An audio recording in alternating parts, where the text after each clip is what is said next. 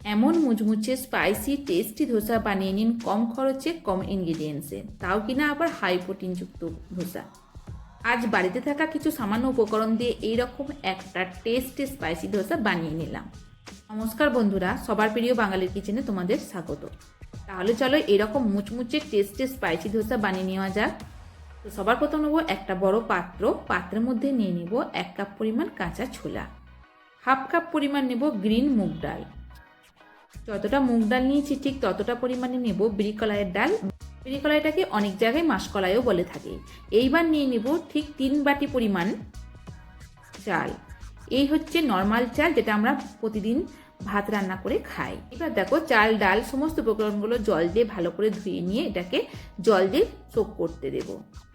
তো তোমরা দেখতেই পাচ্ছ চাল ডাল অনেকটাই জল সোক করে নিয়েছে। এইবার চলো তাহলে গ্রাইন্ড করে নেওয়া যাক। তো গ্রাইন্ড করানোর জন্য একটা আমি মিক্সার গ্রাইন্ডার জার নিয়েছি, আর জারের মধ্যে হাফ চাল ডাল এখানে ঢেলে দেব। এইবার দিয়ে দেব 2 থেকে 3টে কাঁচা লঙ্কা, কিছুটা ধনেপাতা। এবার খুব ভালো করে গ্রাইন্ড করে নিতে হবে। তো তোমরা দেখতেই পাচ্ছ খুব ভালো করে একদম মিহি করে গ্রাইন্ড করে নিয়েছি।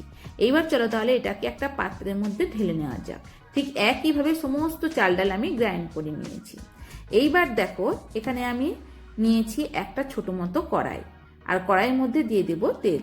তো এখানে আমি চাটনিটা বানিয়ে নেব, আর তেল দেওয়া হয়ে গেলে তেল যখন গরম হবে তখন দিয়ে দেব 1 চামচ পরিমাণ জিরে, খুবই সামান্য পরিমাণ ধনিয়া, আর হাফ কাপ পরিমাণ বাদাম। তো এইবার বাদামটাকে নেড়ে চেড়ে হালকা করে ফ্রাই করে নিতে হবে।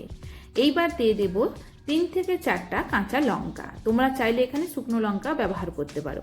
এইবার দিয়ে দেব কয়েকটা কারি পাতা।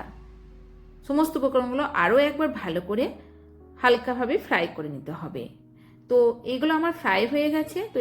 তো সমস্ত উপকরণগুলো একটা বাটি বা পাত্রের মধ্যে নিয়ে নেব। এবার এতে দিয়ে দেব জল দিয়ে এটাকে মোটামুটি 30 মিনিটস ভিজিয়ে রাখতে হবে। এর সঙ্গে মিক্স করে দিলাম ভাজা ছোলা, এটাকে সাইডে রেখে দেব। এইবার এটা দেখো যেটা আমি গ্রাইন্ড করে নিয়ে এরকম একটা মিক্সচার বানিয়ে নিয়েছি। তো তোমরা দেখতেই পাচ্ছ আমি কিন্তু খুব স্মুথ একটা মিক্সচার বানিয়েছি। এর মধ্যে দিয়ে দেব স্বাদ মতো লবণ দেওয়ার পর ভালো করে লবণটাকে মিক্স করে নিতে হবে। এই যে যতটা পরিমাণ ধোসার ব্যাটার আমি তৈরি করেছি, এই ধোসার ব্যাটার থেকে তুমি কমপক্ষে 12 থেকে 15টা ধোসা তৈরি করে নিতে পারবে। চলো তাহলে ধোসাগুলো তৈরি করে নেওয়া যাক। তো ধোসা বানানোর জন্য একটা ধোসা প্যান আমি গ্যাসের উপর রেখেছি। এইবার ওপর থেকে দেব খুবই কম পরিমাণ তেলটা দিয়ে একটা ব্রাশ দিয়ে তেলটাকে চারিদিকে এভাবে লাগিয়ে দিতে হবে। আর আমি কিন্তু ফ্লেম একদম লো রেখেছি। তো তোমাদেরকে হাত দিয়ে দেখিয়ে দিচ্ছি কতটা গরম হতে হবে।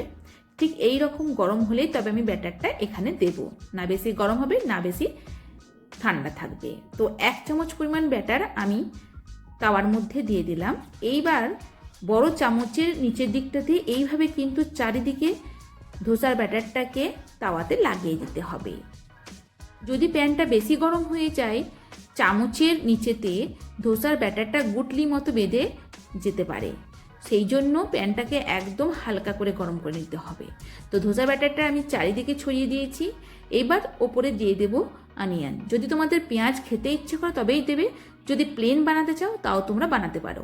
আমি কিন্তু 2 রকমভাবে বানিয়ে দেখাবো, একবার অনিয়ন দিয়ে মানে পেঁয়াজ দিয়ে, আর একবার বানিয়ে দেখাবো লাল চাটনি দিয়ে। এইবার ওপর থেকে দিয়ে দেব তেল। এটা কিন্তু অবশ্যই দিতে হবে, কম বেশি তোমরা তেল ব্যবহার এখানে করতে পারো, কিন্তু তেলটা অত্যন্ত জরুরি উপরে দেওয়ার। এবার তোমরা দেখতেই পাচ্ছ ধোসাটা হয়ে গেছে, আর খুব হালকাভাবেই দেখো ধোসাটা আমি উঠিয়ে নিলাম। তো চলো এইবার এটাকে প্লেটে নেওয়া যাক। ধোসা বানানোর পর 5-7 মিনিটের মধ্যে খেলে ধোসাটা একটু ক্রিস্পি থাকবে। এইবার আমি আবার দেখাবো তোমরা তাওয়াটাকে কি করে ঠান্ডা করবে। মানে তাওয়াটা এখন প্রচণ্ড গরম আছে, এই মতো অবস্থায় কিন্তু ধোসার ব্যাটার দেওয়া যাবে না। এইভাবে জল দিতে হবে, জল দিয়ে তাওয়াটাকে ধুয়ে দিতে হবে, তারপরে আবার ধোসার ব্যাটার এইভাবে দিয়ে চারিদিকে ব্যাটারটা লাগিয়ে দিতে হবে। আর যদি তুমি তাওয়াটাকে ঠান্ডা না করো জল দিয়ে, তাহলে কিন্তু তুমি আর ধোসা বানাতেই পারবে না। দেখবে ব্যাটারটা গুটলি বেঁধে চামচের নিচে লেগে গেছে।